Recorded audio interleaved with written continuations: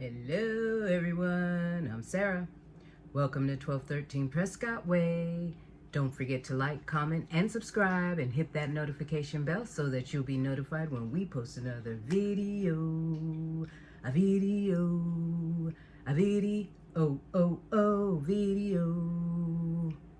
Welcome, welcome, welcome. Welcome, welcome, welcome to another episode. Hello everybody, hello everybody, hello everyone.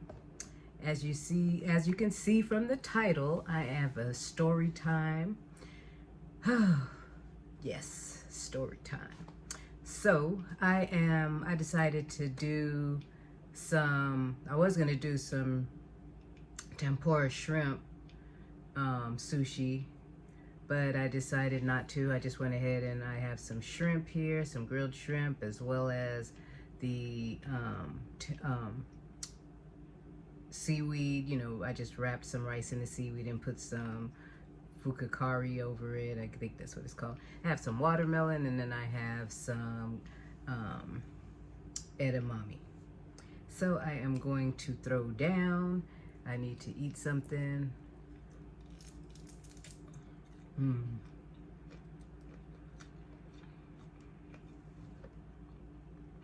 I have some water.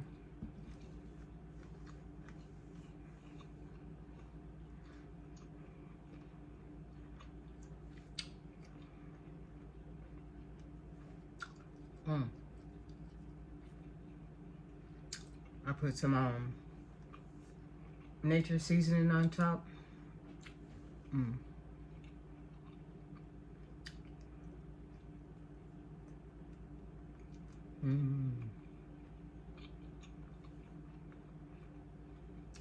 They're delicious.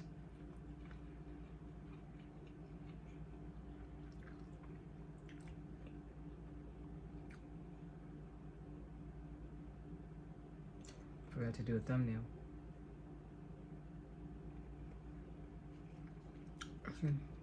It looks like that.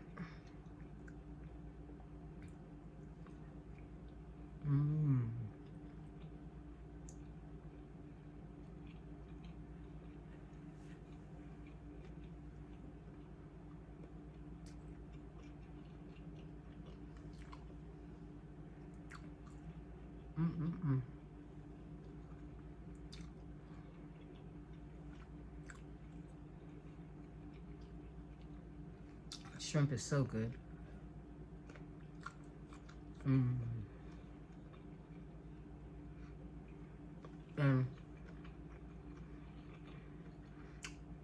My husband bought the watermelon. He usually buys sweet watermelon. And that's exactly what that is. Very sweet.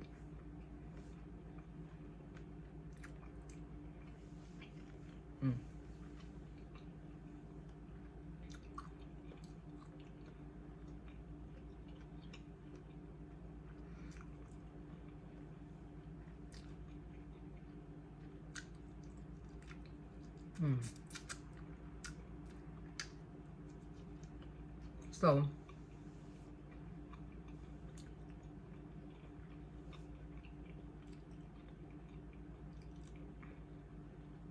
let me tell you what happened.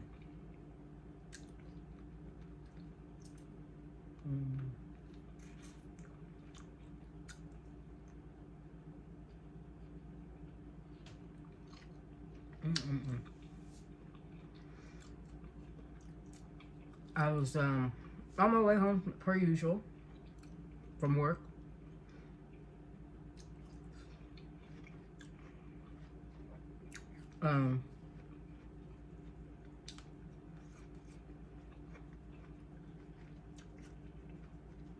I stopped at the gas station because they have a like a small I don't want to say restaurant, but you know, where you can buy fried chicken and stuff. They cook it there and everything.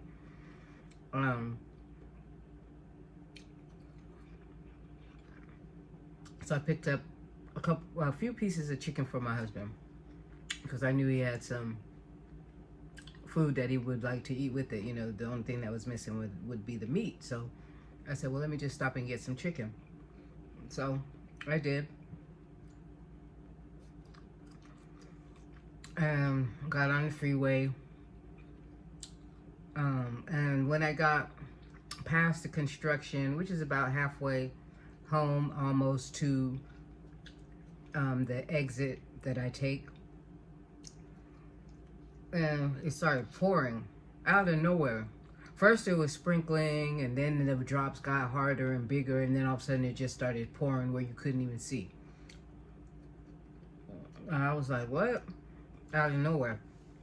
So I get, past that, because once you get past, I went maybe 5 miles, and then it just totally stopped.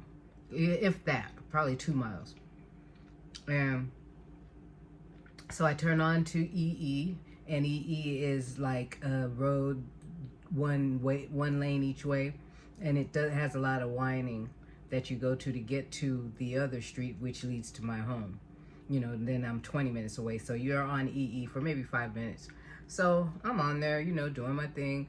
I go the normal speed, because around those corners, I noticed that like trucks and bigger vehicles and stuff like that, they'll cross over into my lane as they're going around curves and stuff. It's like they're not mindful of, where the line is.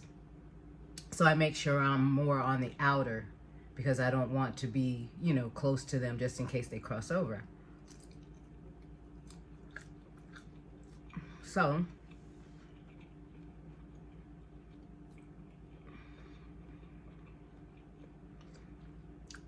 as I'm going around the bend, all of a sudden I start sliding to the right.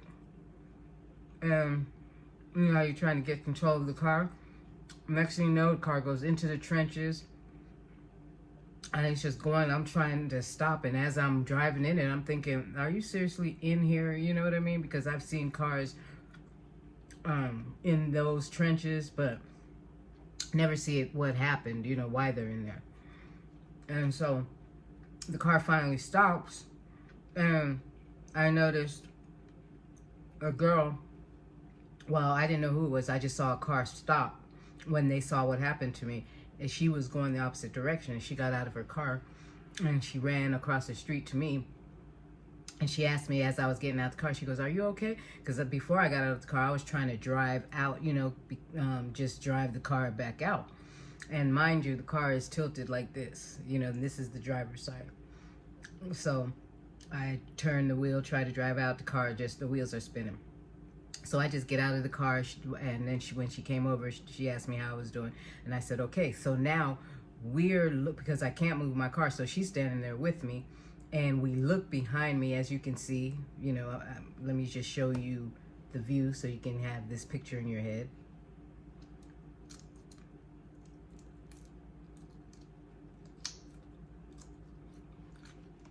So that's the curve I came around. And now we're standing there, because I want to warn people about, because there's another car now, a white car comes around the corner, and they slide and stuff too. And I'm like, oh my goodness. And then a truck hauling something did the same thing. And I told the young lady, I said, we better move from my car, because we're going to get unalived. And not even a minute later, and we couldn't walk up there because, to warn people. I don't know if I said this already, but we couldn't warn people because they were coming and sliding in. It was just it wouldn't have been safe for us to do that. So we're standing there looking, and then this guy, you saw his car, he comes around the corner, and he's doing the same thing, going in the trenches, and then he actually is going full speed. He can't even, you could see that he's trying to control the car, but he can't. And we're standing there just watching him, because in my mind, I'm thinking he's eventually going to stop. But no, he is going so fast, and then he hits my car, pushes my car forward at least 6 to 10 feet. We both run out of the way screaming. This is the corner. You could see it down the street that I went around, and that was the guy that hit me. That's his car. And then this is our car where he rear-ended the back. You could see the damage. The side panel is out. And then you could see the damage on his vehicle as well. So, yeah, he's on the phone. I think he's the one that had called the police. He called 911. And then those are the vehicles coming around the corner. But they had already had it blocked off by that time. And I was just in shock looking at the back. Look at that. You can't even see the license plate anymore. This guy driving the pickup truck sees what happens. He gets out and he takes his truck to that corner, kind of like block traffic so that they'll have to slow down. And then he goes to direct traffic. You know, now he's in the middle, just making sure that no one else does the same thing. And mind you, when I got out of my car, I could smell gasoline strong. So I'm thinking my car was leaking gas after that happened. So I wanted to get out of it real fast, you know, because I'm thinking it's going to blow up or something like that. But then as I was standing on the roadway, you can literally see fuel on the ground and smell it strong. So then as we're walking down, you know, towards where everybody's standing, you can just, I'm talking like at least 100 feet, you can still see the gas. So like a diesel truck or something was leaking the gas. And because it rained, it must have gotten, you know, mixing with the rain, it's got real slick. And then the cop comes, we exchange information, you know, he does a report and all that stuff. And I had called David prior to even the cop, because I wanted David to come. He came, and so he was on his way to the scene. And we were just lucky that nobody got seriously injured, you know? That was like a scary thing. It was scarier being outside the vehicle, just waiting and watching and not knowing what to do as people are coming around the corner, because, oh man. I wanted to warn people, but then you couldn't.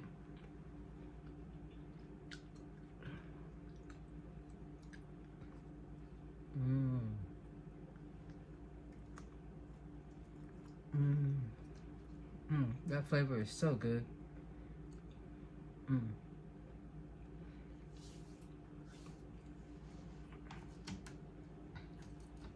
was going to show you what it is. But, yeah. So, there's a lot of damage.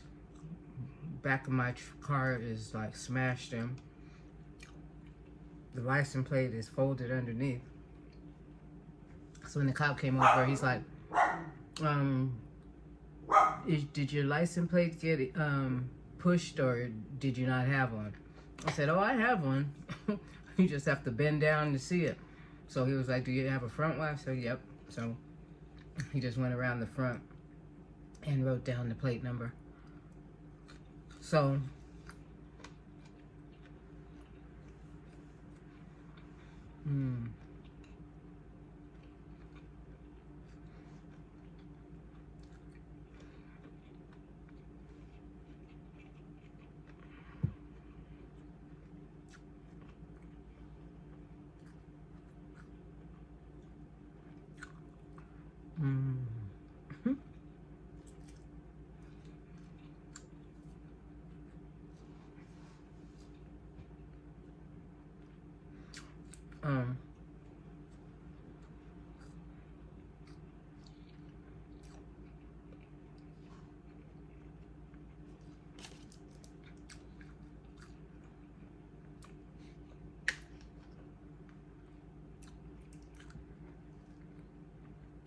standing out there was very humid, so I'm sweating.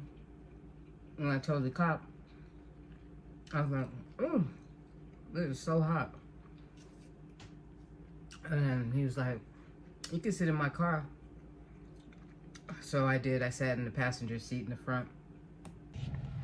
I will explain it later, but I am in a police car. Yes.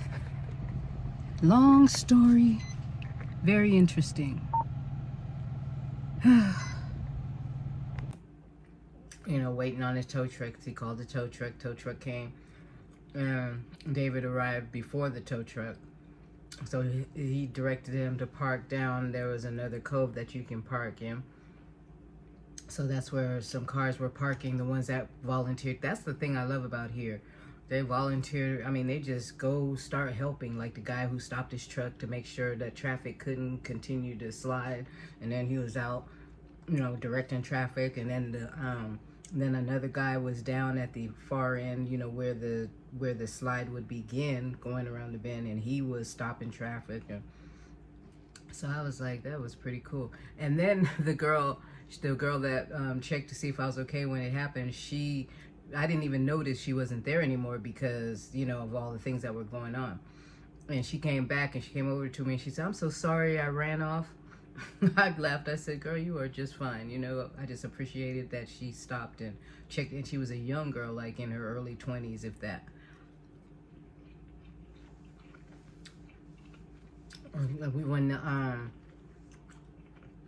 When the guy hit my car and the car started flying towards us, that's when she took off running to you know, to the other side. And she gave me her phone number, you know, just in case I needed her as a witness or something. So when the tow truck guy, he just took my fob and then he was able to drive the car out of the trench. And the car was fine. It just was the rear, you know, from where he hit it. And David drove that home, and then I drove my Crossfire home. Because I was like, I don't even want to drive the car anymore. So then that was Wednesday. So then Thursday morning, I told my attorney that what had happened. I called, you know, I told him to call me. I said, it's way too long to text. So he did call me. And then I told him what happened. And that I wasn't driving to work that day. Because, you know, because mind you, I work, like I said, in a different city, which is about 50 minutes each way. And he said, that's fine. And he was, you know, hoping I was okay, blah, blah, blah. He's like, let me know if you need anything, because, you know, we're in the legal field, but of course I know what to do and everything. So then I get a call from the guy who hit me, his insurance company. They accepted liability, and they scheduled, I mean, they did it like fast. She sent me a text with all the information, and then the body shop called me, and I have an appointment on Tuesday at 9:30 to have, you know, to drop the car off. And then Enterprise called me, and then they are going to meet me there at 9:30, excuse me, so that I can get the rental. And my attorney, we were texting back and forth. He was like, I can have someone bring you your laptop, you know, because I wasn't going to go into the office, and I was going to work from home. He was like, I can either have it done, this is Thursday. He was like, Thursday evening or Friday morning. So long story short, I met one of our runners at Hardee's, and she brought me my laptop. So I did work Friday.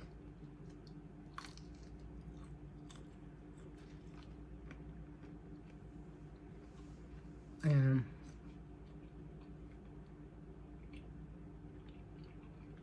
I work Monday and Tuesday from home. And then I'll go in Wednesday.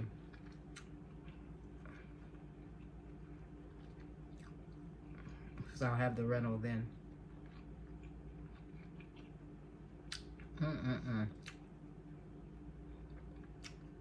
So that is what happened to me. And then Wednesday, you know, after all that happened, we barely got back to the house for us to go to David's show, because we have to leave at 6:30. Well, he has to leave at 6:30. I had to as well, because now we're down a car. And the other car was in the garage, but I think it needs a battery or something, because he told me he left the light on, didn't know the light was on in the car. And so, he hadn't paid, worried about it, because we had the other 2 cars. But let me tell you, that was an experience and a half. But like I said, no one was seriously injured. I was a little sore, for a couple days, but now I feel all right. Car will be fixed. And that poor car, it's been hit like 5 times. 3 of the times I was in it. 4.